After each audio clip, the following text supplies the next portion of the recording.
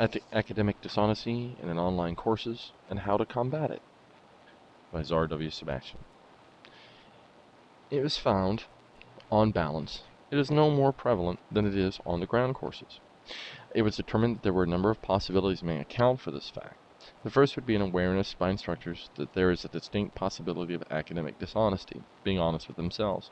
Instructors attempt to mitigate these opportunities through a number of methods that affect both tests, work, the way, and frequency of instructor interaction.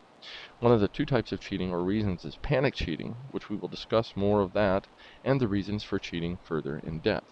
But what's key here is that instructors are aware that it may happen and design things either purposely or unpurposely to combat the possibility of cheating. Most cheating takes place due to an internal decision-making process in the student. A cost-benefit analysis or risk-reward. How much do they risk by cheating against how much do they gain?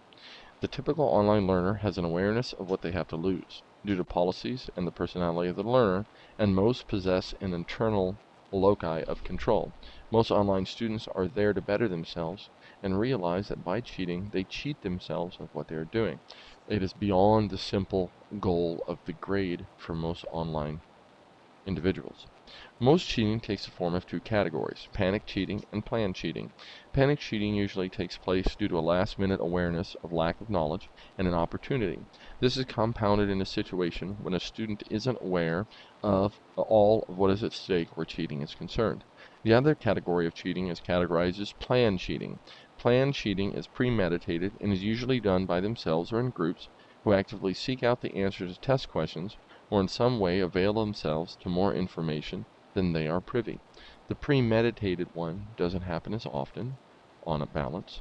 However, the panic has that opportunity plus an unawareness or lack of awareness of what is actually at stake. How to stop it?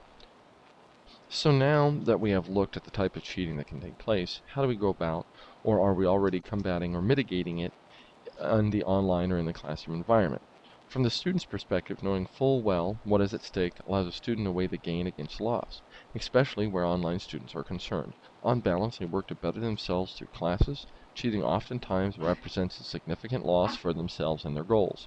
Mitigation is a significant force in helping to prevent the opportunities for cheating. The way instructors design exams to be a learning experience as opposed to a test, meaning that tests can be taken over and over again, thus encouraging students to get it right. The types of questions that many instructors use, moving beyond simple Google answers and moving towards higher levels of Bloom's taxonomy, allowing or forcing students to speak to a deeper meaning. Additionally, most online instructors create assignments with the very real possibility of cheating in mind, so the question, or even the day-to-day work, is designed in such a way to prevent it. More in-depth questions, more in-depth discussion, so a student showcases a deeper level of understanding and not a Google possible answer. Most of the time, they are focusing on the student showcasing a level of understanding beyond simply answering an A, B, or C question, which is what most teachers want to get at anyway, and the byproduct is not as much cheating. The policies and habits that a school puts forward or puts in place is very, very impacting. If you think back to the cost, benefit, or gain-loss decisions of some students, a clear-cut policy that the administration sticks to in reference to cheating should be put forth to all students and be required for them to read as well as sign off on for understanding. It is thought that a clear-cut policy will deter students from cheating due to the costs far outweighing the benefits.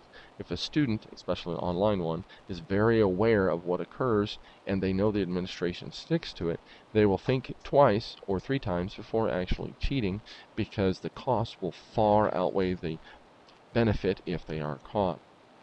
Focusing more on instructors, the emphasis continues to be placed on the way the work and exams are structured. However, it is also important to check work against online databases of known work or websites that check the information such as turnitin.com. Instructors can also check the time values that it takes a student to accomplish tasks. If it takes 10 minutes for a 3-hour test, flags should be raised. An awareness of things to look for will go very, very far. Instructors can also be present, interact with students online so there's there's more one-on-one relationship, and student might be less likely to cheat because they feel they're portraying that individual instructor.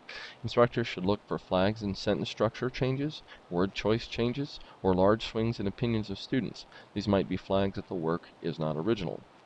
In closing, overall awareness by instructors and a presence of mind to look for the telltale signs, as well as design assessments and work to prevent ease of cheating, can go a long way in mitigating or eliminating cheating, no matter what the format of your class.